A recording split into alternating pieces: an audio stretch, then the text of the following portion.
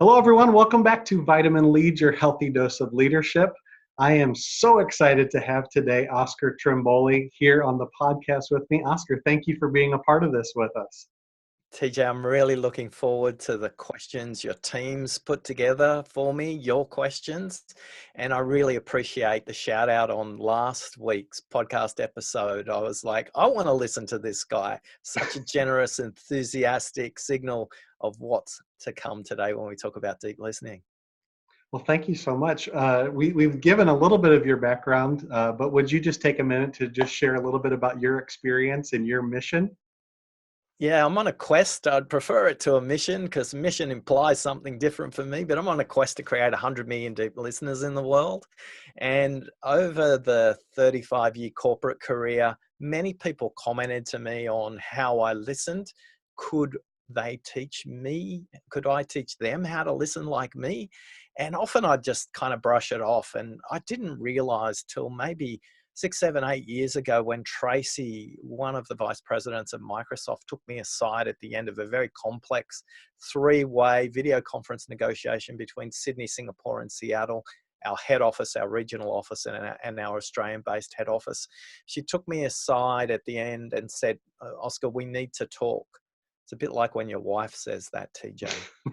It's just not a good sign. So between the time Tracy said to me, we need to talk, and the time we actually got to talk, which was about 40 minutes later, all was going through my head is how much money have I got in the bank account? How many months of salary? Because I'm surely going to get sacked. Right. Tracy said something to me really powerful. She said, what you did at the 20-minute mark changed the way the meeting went. If you could code how you listen, you could change the world. Now, at Microsoft, when you say code, that literally means write it into software code. So I said to her, and I don't even know what prompted me to say this, TJ. I just said, do you mean code or code? And she looked at me with this quizzical look on her face. It's like, code. Like, there's no other code. And I went, okay, cool. Thanks, Tracy.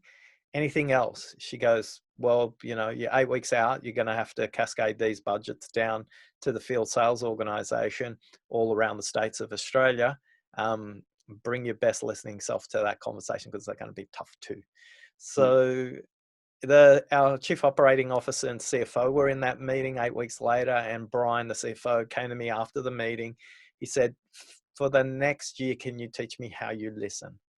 And what that meant was me being part of his leadership team meetings where I would watch how everybody listened and how he listened.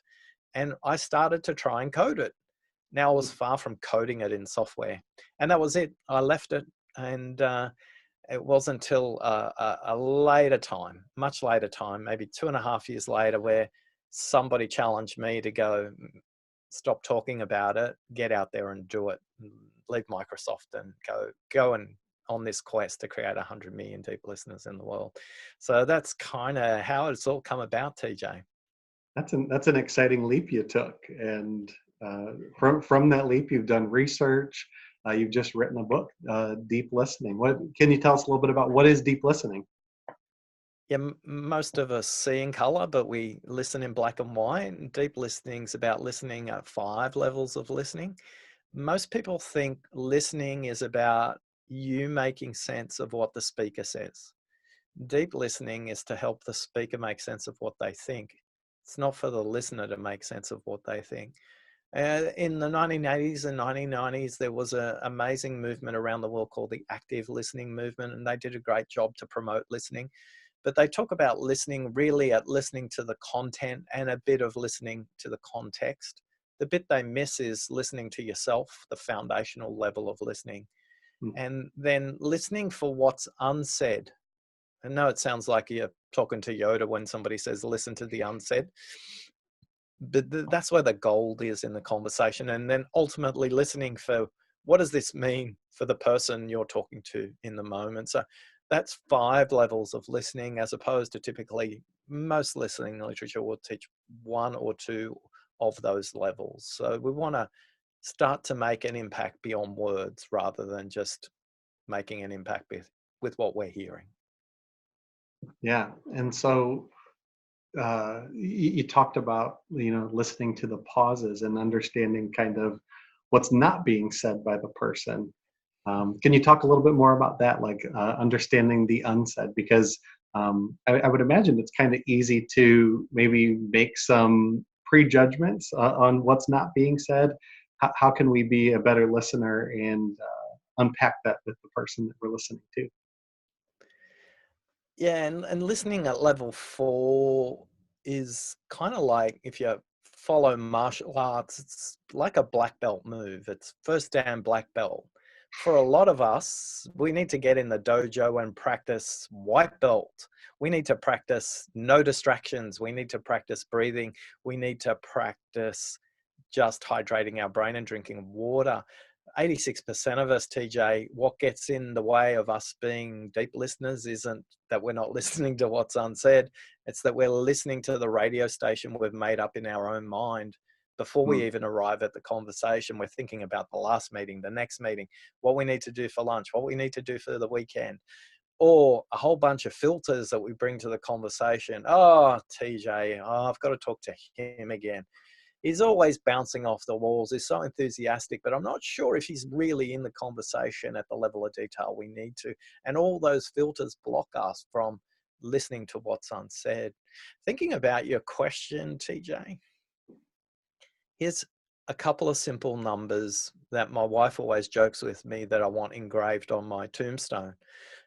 125, 400, and 900. These three numbers will liberate the way you think about listening. I speak at about 125 words a minute.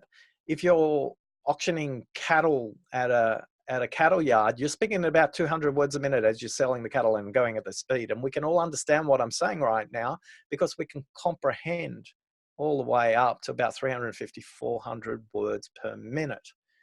So the first one is, I speak at 125 words a minute. You can listen at 400 words a minute. So you fill in the gaps. Because I speak Yeah. too slow, you fill in the 300 words. You're drifting off to cattle yards. I haven't been in the countryside for a while. Or you drift off and you go, oh yeah, you remember somebody who used to speak really fast. For those of you listening right now, it's happening to you right now. You might be commuting, you might be drifting away, and I'm not speaking fast enough for you. You see, TJ, the difference between a distracted listener and a deep listener isn't that they do get distracted. You are neurologically programmed to be distracted. It's how quickly do you notice you're distracted so you come back into the conversation. Hmm. Now let's get to the 900. I speak at 125 words a minute, yet I think at 900 words a minute. Smarter people, people who have had more degrees tend to think it up to 1,500 words a minute. But for me, it's about 900 words a minute. Now, here's a bit of maths. If I'm speaking at 125, yet I think at 900, obviously there's more words stuck in my head than I'm saying. In Hmm. fact, there's an 11% chance that what I say is what I'm thinking. Hmm. Now, I go to the doctor at my age much more than you, TJ. You're at a different stage in life. But when I go to the doctor and they say to me, good news, my doctor's called John, by the way, Dr. John, if Dr. John said to me, Oscar, good news, we got your results back and you've got an 11% chance of surviving this surgery. I'm asking for a second opinion straight away, aren't I? I'm done, Yet, Dr. John. and it's got nothing to do with Dr. John, but 11% is not a good ratio, right? 1 divided by 9, I've been told, is 11% because I have this thing called dyscalculus, which means I jumble my numbers up. So if there's a 1 in 9 chance that what I say is what I mean, why wouldn't I ask for a second opinion in a conversation? Hmm. And that's listening to the unsaid. Sometimes when people speak and they finish, the most powerful things to unlock what's unsaid, TJ, is to ask simple questions. The simple question will be, tell me more. The Hmm. simple question would be, what else? Any questions more than 7 words are already biased and more likely to be a statement with a question mark on the end rather than a sentence. So what we want to That's do is good. use these simple things. When these terms are used, TJ, what happens to the speaker? Their body posture changes. If they're hunched over, they'll likely move their spine into an upright position, or if their spine's in an upright position, they might come down. But listen for these code words and tell me if you've heard them. Well, TJ, what we should really be talking about is, or they might say, well, TJ, now that I've thought about it a little longer, what's more important than what we've discussed so far is, or, you know what's really critical in this conversation? It's not what we've talked about so far. I need to bring you up to speed on this. Has that ever happened for you? Yes, absolutely. And in what situations does that happen for you? Is that at work or at home? Both.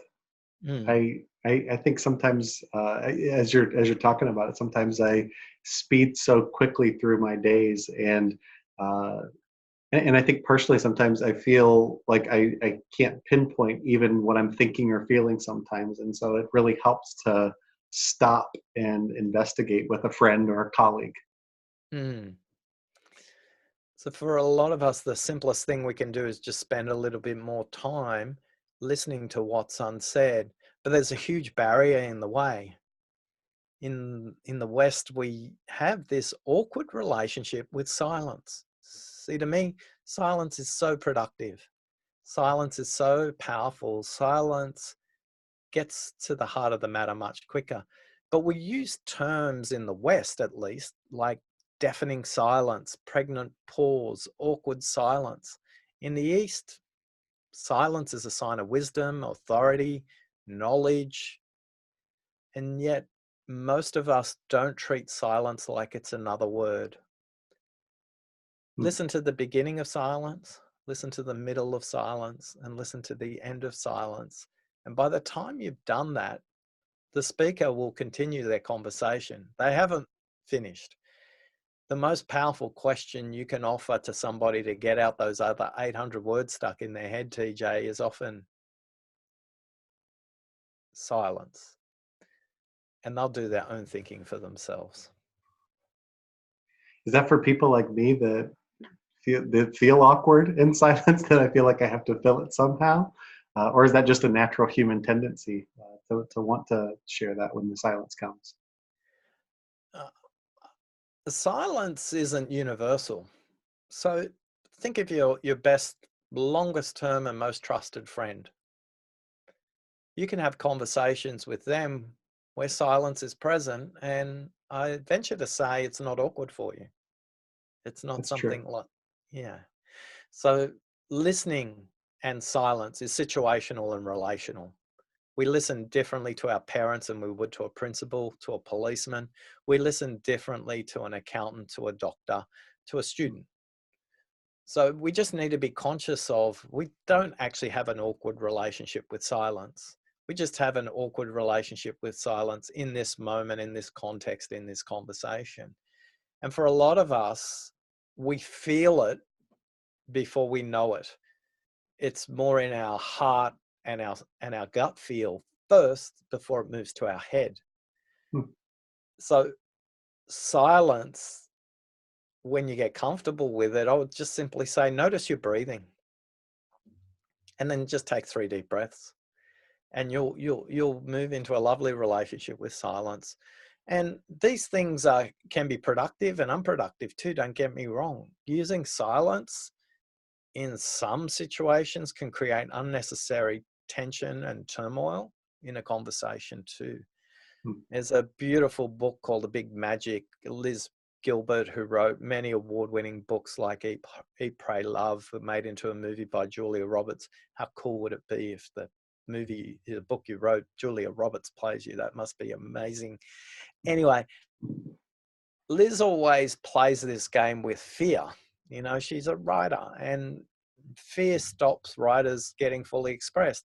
And yet she plays a game with fear, and sometimes she needs fear, but mostly she kind of just says to fear, hey, fear, just hang over there for a moment. I just need to engage with curiosity right now, or I need to engage with productivity. You're not useful to me right now.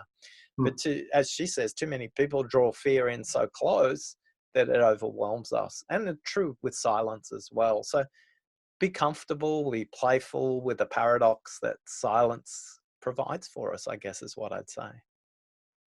So how do we pull that into like our daily life? Because as you're talking about slowing down, taking breaths, like those first couple steps of listening, I am thinking of my workday and running from this meeting to that meeting, but having that hallway conversation.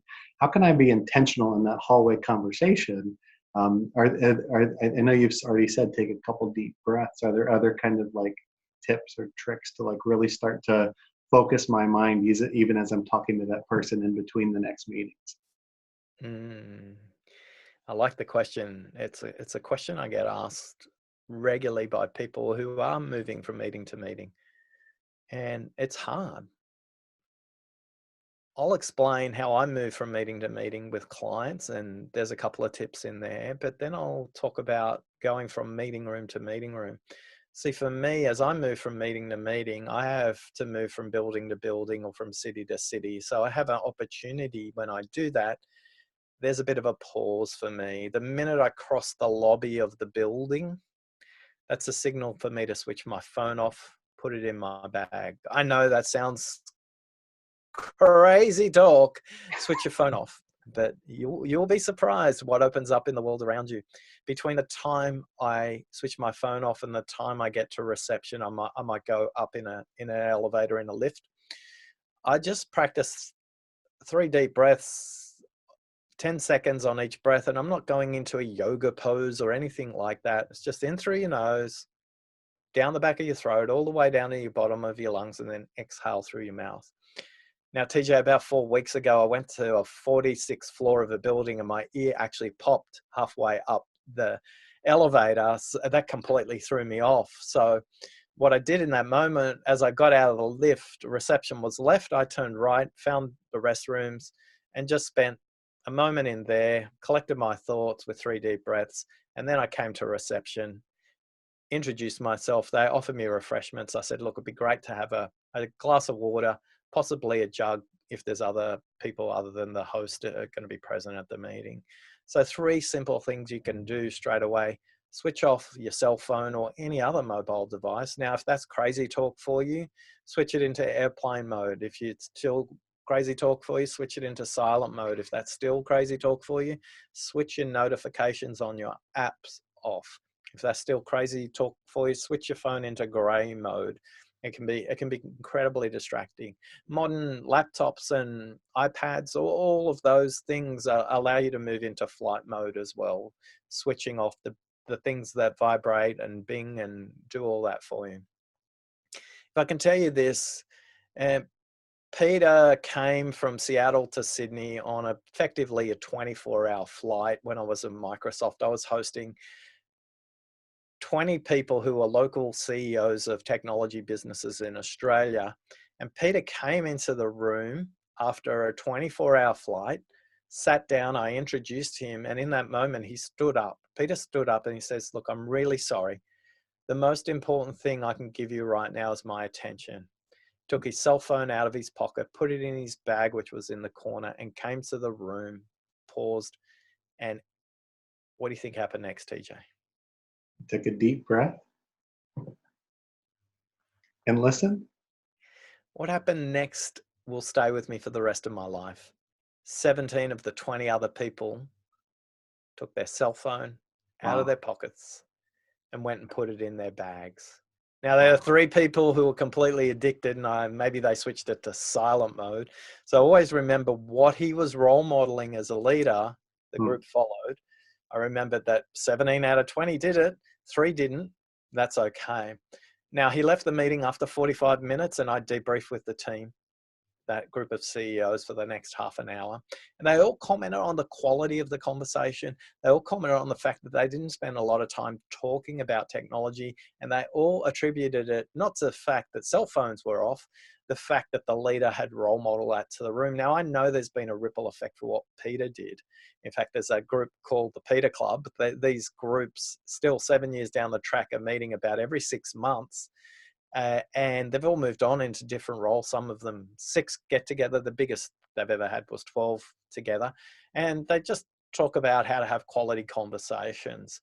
Hmm. Yet in that moment, for me, it's Peter's state of mind that says paying attention to the person in front of me is the most important thing. It's the most productive thing. It's the most potent thing I can do in the moment.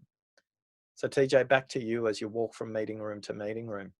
One of the first things to think about, if you get the bump and someone wants to chat to you in that moment, our ego will keep on saying to us, yes, let's speak to this person right now because it feels good that I'm important enough to be asked a question. But the right conversation at the wrong time is still the wrong conversation. So sometimes in that moment, you might go, hey, look, I really want to talk about this topic. It's really important, but now I can't give you my full attention. I prefer to do that. Would tomorrow afternoon at 2 p.m. work? The other thing we can do in that moment is, as we go from meeting room to meeting room, we don't need to move into a yoga pose to think about our breathing. So one of the things I would ask you to think about is notice as your feet hit the floor. Now, I'm not sure if you're on linoleum or carpets or tiles in your building that you move from meeting room to meeting room. But if you just get conscious enough to notice as your feet are hitting the ground, you'll move a bit out of your head a bit, and you'll use it as a way to start to get yourself present. As you sit down, TJ, in the next meeting room, as you put your things down on the table, there is an opportunity for you to just take 3 deep breaths. No one will actually know you're doing it. Yet in that moment, you've centered yourself. Now, there's a reason that opera singers, Olympic athletes, world champion snipers, FBI hostage negotiators all talk about the role of breathing to help them stay focused on task. I always say if it's good enough for them, it should be good enough for us as we kind of come into those conversations. So devices off, feel the carpet as you're walking across it, 3 deep breaths. And if you do get the bump along the way, just make sure that it's the right time for that meeting. Yeah, those are good tips. I really appreciate that. Any of those you're looking to apply? Well, one of them that I recently applied, I read recently, maybe about 2 months ago, the book Indistractable by Nur Eyal. Is that how you say his name? Nur Eyal? Yeah. And I got rid of my smartwatch. It was something that I just felt like the constant buzzing would constantly move my mind away from focus or focusing on the person that I was with. Yeah. And I did that. And then as you were talking about the different flooring, I think we have all those different types of flooring in our building that I moved from meeting room to meeting room. And so going from the carpet to the tile to the linoleum, and it almost it's like a feeling of being grounded as you think about the ground. And that's what it's there for. So I look forward to doing that tomorrow. Yeah, if we're doing crazy other things, I'd say go barefoot outside and get your toes really into the grass. But that's a story for another day. I know you took some time to ask your team and others some of the questions they'd love to pose. Yeah, so one of them that somebody had is they said, do you have any thoughts on how we can be better listeners over text messages and social media as we're constantly in that world? How we communicate is just as big a choice as what we communicate. And in a century where we've created more mechanisms to broadcast than ever before, I'm not sure it's increased the quality of the conversation. An interesting point to think about, in interviewing some research experts in the field of social media and engagement, you get 10 to 15 times more engagement and people listening if you pose a question rather than a statement. And the statement might be, I'm struggling with this. That's the statement. I'm struggling with this. Who else is? Or do you have any tips for me? All of a sudden, you have to put your listening ears on when it comes to social media. So whether it's text or social media, whatever the format is, one of the interesting things to reflect on is, what's my statement to question ratio? Hmm. So if you're pretty much, if you're in a default orientation to social media, you will just be broadcasting messages, and you'll be broadcasting those messages from the perspective of me rather than we or us.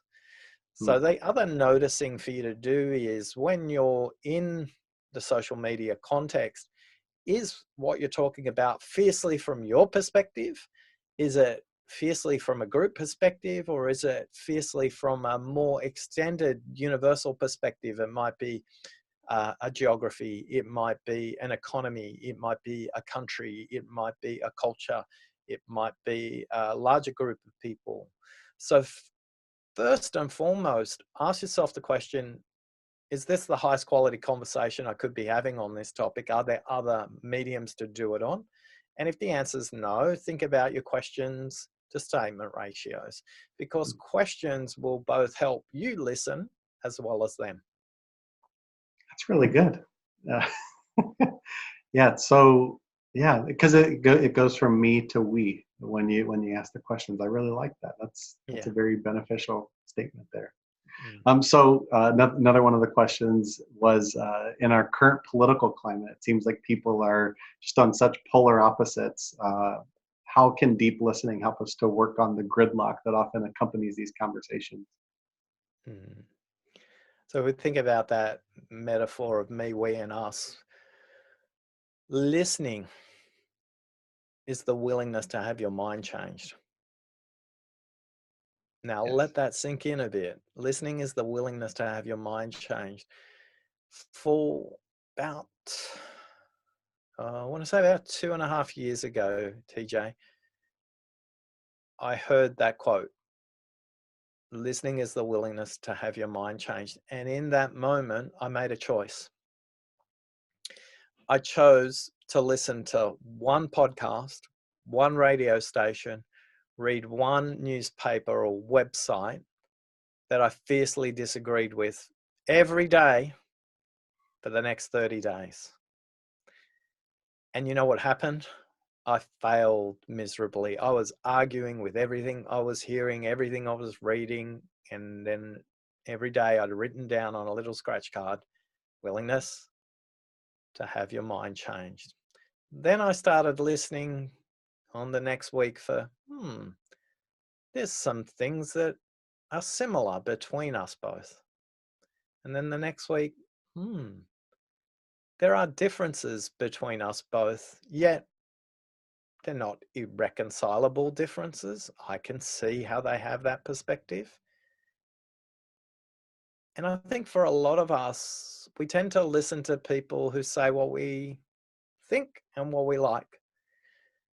I wonder how different and less polarizing it might be if we all put off our blue or red shirt and just put on any old color shirt and just listen to each other. But listen to each other with a genuine curiosity, not listening to each other in a way that's about, how can I prove they're wrong? That's not true in all cases. Yeah, that's true if you're rich and privileged, but it's not true for me, or whatever other dialogue you're making up. So in its question is its own answer. Are you willing to have your mind changed? And are you willing to listen to those people that are polarized differences?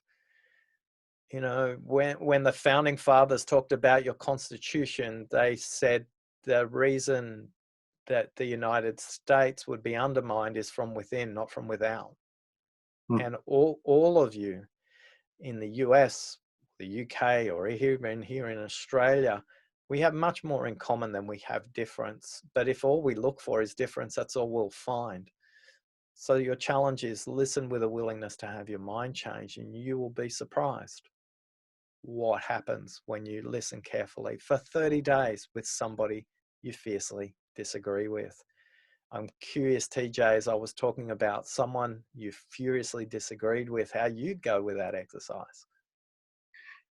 Yeah, I've been that's been part of my challenge this year. Is I've been trying to read people on vastly different perspectives of what I've grown up with or done, and what I found is at first, like you said, like very, very much, oh no, that can't be true. That can't be right. But over time, I'm going, wow, that makes a lot of sense. And what I found is, as I've actually been dedicated to listening, I've been finding that it's integrating into a more holistic life for me. As I've listened to people, so I read sometimes theology books or political books or whatever that is. Like listening to people across the spectrum has really helped me a lot to be able to integrate that more into my life. Um, but as you were talking about the political stuff, my mind, I, I, I I didn't do well on the deep listening at a certain point there, but my mind drifted to, we're coming up on the holidays here. And for some of us, we'll be around family that are very staunchly political or they want to share their opinion. How do you, even if you're open to listening and growing and learning from somebody, how do you uh, help a speaker who doesn't want to progress in their thinking? Like how can you still be generous in that conversation? I think it's back to what Peter did. It's how can you role model that for them rather than you trying to teach them or you trying to show them or you trying to convince them. And for anyone who's been exposed to the principle of deep listening and this crazy guy comes on to the conversation and says, listening's the willingness to have your mind changed, that's not a belief that everybody subscribes to. Yeah. And that's okay. That's no problem. I spend a lot of time thinking about the 5 levels of listening and why it could be wrong. I keep going, what's level 0 and what's level 6? Or should we be collapsing them? And Oscar, if you really want to change the world, shouldn't you want to speak, not listen? And the irony is, to get to 100 million deep listeners in the world, TJ, I have to speak. You know, it's Yeah. hilarious. It's paradoxical. And I think for all of us, it's the lightness of going, yeah, there's paradox in that, but I'm not going to get bent up or twisted about it. It's creating perspectives. So in that moment where you've got your favorite auntie or uncle with their political rant, just come back to what's a question you could pose. And quite often in those contexts, when the belief is held really tightly, the question could be, when did you first form this perspective? So you're Hmm. taking them back to a time where they didn't hold that view so fiercely. Hmm. And not only will you learn something, so will they. So I've known in our family dinners for asking these kinds of questions. It's like, yes, there's the Oscar question, for people who've been around long enough. But whenever somebody holds something so fiercely close to them, I ask them, when did they first form this perspective? They have to stop. It's like stopping the train on its tracks and going, oh, when did it start? Which also takes them back to a time and a place where they may have held different perspectives. Hmm. And if all you did was help them to come back to that place, that's all I'd say you need to do. Don't make it more complicated or anything than that. It will stop the person thinking and Hmm. it will help them change their own mind. I love that. I love that. Is that part of the purpose of all this? Is, we need to get back to a place where we maybe we're healthier or we did have more clarity. Like, is that one of the kind of byproducts of deep listening and helping the speaker progress, is getting back to that healthier place where maybe we had a little bit more clarity or were able to unpack that a little bit more?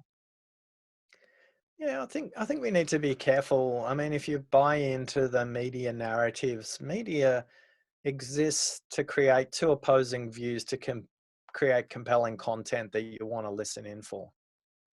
That doesn't make it the truth. If we think about media as theater rather than truth, then we have a different perspective. We don't have to buy into that. We just have to go, that's a useful input, but it's not my only input. Yeah. You know, people have this belief that never in the world has it been more complicated than now. I would venture to say people who made the transition from the 1890s to the 1930s had to deal with much more change than we do today. They had to Mm. move from farms to cities.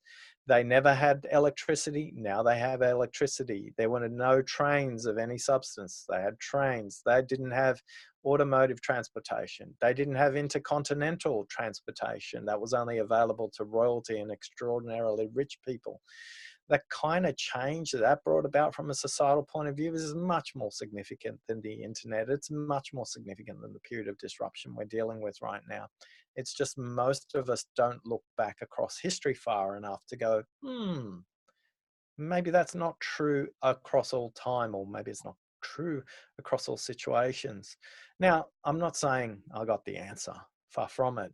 But for me, it's always, what can the pause teach me to go back in time or forward in time to go, will this really matter? Will the number of clickbait articles that are created on a particular website matter? Maybe, maybe not. I don't know. But the question is always, as humans, I believe we've got some element of control on that. We've got the control to go, is that their narrative or is it mine? And in that moment, you have a choice. That's one thing you have as a human. And if you choose to buy into the drama that that narrative provides, then you choose the consequences of that, as opposed to choosing, that's our narrative, I have mine, and I will progress with my life in my way. That's a choice too. Yeah. Can I ask you another question from our team? Please, please. One of the questions that they had was how can a lot of our listeners are kind of younger in their careers, and they want to know, as I'm starting out with my first supervisor or in the organization that I'm in, how can I be a better listener, and how can that help me in my career? Yeah, one of the things I love working with young leaders. One of the things I rebuilt was the graduate program at Microsoft. So I always love the questions that come from fresh eyes.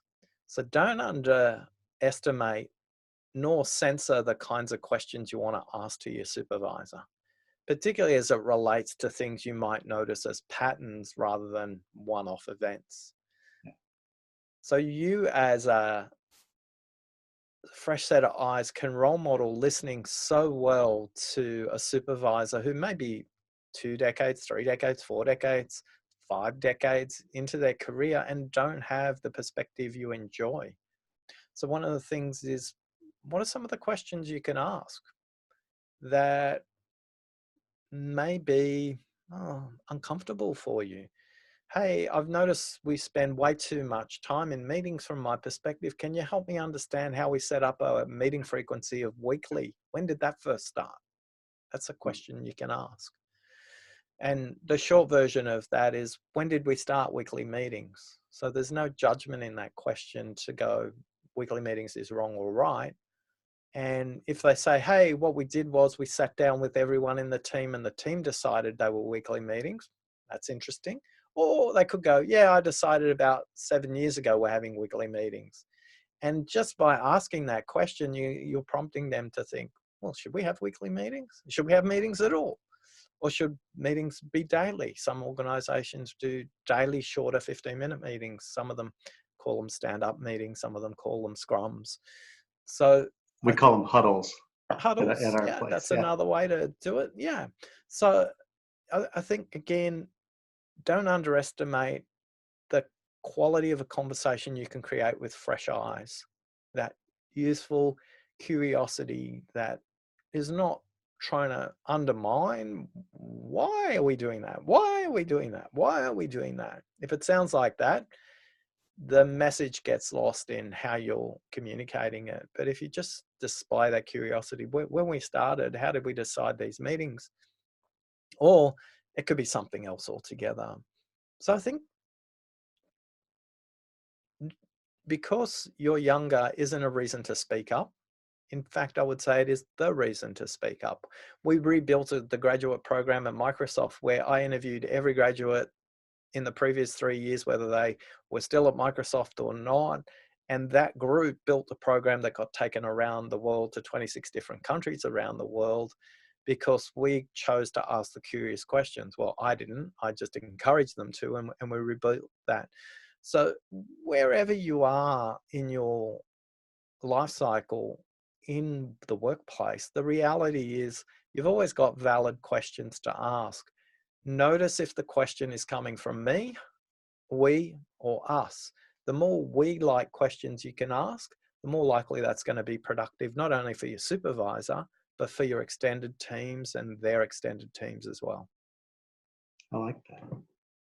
I really struggled with that as a young team member. I struggled to speak up at times. I think because I love what you're saying, that it's those fresh eyes, and really, like, a lot of times even now, fresh generation in the workplace that has a different perspective, that came through different inciting events in their life. And so yeah, asking the uh, I think you had him on your podcast recently, Chris Voss, the hostage negotiator. He said, never ask a why question one time when I heard him speaking. And I think that's good advice, to ask questions, because why, for some reason, trigger something in us that feels a little bit threatening sometimes, and reframing that question. Yeah, why questions typically got asked when you made your first mistake as a child. Your parents would say, why did you do that? And so you actually get triggered back to there. So your automatic defense mechanisms shut down. So if you're early in a relationship or early in a project, asking a group of layered questions around why, there's a methodology actually called 5 whys. And done well at the right time, that's really productive. But if you're early in a relationship with someone or early in a project with someone, that can actually be counterproductive. That's really helpful. Thank you. So what's the cost of not listening? What's the cost of not implementing some of these things as we go through life, whether it be in our uh, personal family relationships, or at work, or with our friends? 2005, August 28, Jackson Hole, Wyoming, the meeting of the world's most significant central bankers. They met every year, and Saturday morning at 10:30, after the morning tea break, Dr. Rajan, an electrical engineer, not classically trained as an economist. He was a vegetarian. He loved Tolkien, the guy who wrote Lord of the Rings. Got up to speak and said, the pipes of the global financial system are backed up with so much sewage. When it explodes, we all don't want to be around. He wrote a paper, it's still available on the internet, explaining what would happen with a global financial crisis. And he was laughed at, he was ignored. Larry Summers, who was the head of US Treasury, pretty much told him to sit down, and he was wrong. And Larry Summers never has apologized to him or admitted that maybe he was wrong. But with that beautiful visual image of the global financial system, sewage system is backed up and about to explode, it was a beautiful way to explain what was going on. But Dr. Rajan wasn't from that culture. He wasn't from that profession. He wasn't of a central banker's classical training, and yet he was completely right. And the cost of not listening was trillions and trillions of dollars, millions and millions of jobs, and maybe what were sowing the seeds of what's happening right now, TJ, as you talk about polarization across the world in terms of political environments. But Dr. Rajan wasn't the only one saying that. Again, a medical doctor on the west coast of the USA, Dr. Michael Burry, if you've seen the movie The Big Short, he went through line by line, spreadsheet by spreadsheet, and looked at the pricing of every property that was subprime, and said to the most significant investment bankers in the world, this is going to be a house of cards. They didn't listen to him. Not only didn't they listen to him to prove he was right, he got them to create a derivative that would pay out money when the banking system collapsed. Now, what a bold bet that was. But again, as a medical doctor, he was ignored because he wasn't trained as a banker. So the cost of not listening is the BP Deepwater Horizon's oil explosion in 2012 off the coast of Louisiana, where 11 humans lost their life. But today, BP is still counting at $56 billion. Nearly a decade later, they're still counting the cost of cleaning up that mess because a manager wouldn't listen to a staff member who said the risk of going to 100% throughput on this pipeline right now may cause a rupture and an issue. And in not listening to that staff member, the cost was well beyond the cost of that conversation. But for most of us, TJ, the cost is a project that goes over schedule. For most of us, it's a project that goes over cost. It's a project that delivers on time and on budget, but doesn't actually deliver what it promised to the people who are going to use the project. We can see these play out anywhere in our working life, and equally at home. It can create chaos and conflict and confusion and broken relationships. I could go on and on about the cost of not listening. I think one of the things that I'm learning from what you're saying there is it's also got to be a willingness to listen to somebody that you might find to be an unlikely source, like how you were talking about earlier, that you listen to the 30 different news stations in 30 days, being willing to listen across a broad spectrum and really understand what somebody's saying. And a lot of people say to me, yeah, but that takes longer. Oh, I haven't got that time. And I go, but you're actually taking even longer. I was talking to a creative director in an advertising agency just last week, and we were chatting about this, and he slapped his forehead and he goes, you know what, Oscar, this client we're working with right now has rebriefed what they want from us 3 times. What I've just realized is we weren't asking the right questions in the first meeting. It's not their fault. They do this maybe once or twice a year. We do this once or twice a week. I should have been helping them with the kind of questions that would help them. Too many of us ask questions about content and not enough of us ask questions about the process. Too many of us ask questions about what, where we should be asking questions about how. And in that moment with that creative director, he said right now, just in rework on that project, they're 15% over budget and the project's only started a week ago. Wow. So the project's an 8-week project. If they would go 15% over budget every week, they just make no profit. Yeah. And for a lot of us who are experts, we just need to be a little bit more humble, and rather than kind of scratch our chin and go, oh, you think that's your problem? I know 6 other problems you're going to have and you haven't even thought about that. In that moment when you're saying that, you're not actually listening to them. You're not actually listening to hear whether their voice moves down here like this because there's some emotion attached to the mention of their boss. But for some of you listening right now on the podcast, you haven't even noticed that my voice changed because you were distracted. So that's why level 1 listening is so important, and being in the moment. Yeah. So, Oscar, I've really enjoyed having you here on the podcast. If you could give our listeners kind of one challenge to leave them with, what would you do? You're on this quest to create deep listeners. What would you say to our Vitamin Lead audience? Switch your phone off. It's good advice. Right now, just switch it off with the podcast. If you're listening to the podcast, you can switch it over to flight mode. A lot of people kind of mention to me while they're commuting and listening to their podcast, they've got their social media and their email app open on their device as well. Just switch it to flight mode. Don't engage with anything and just listen.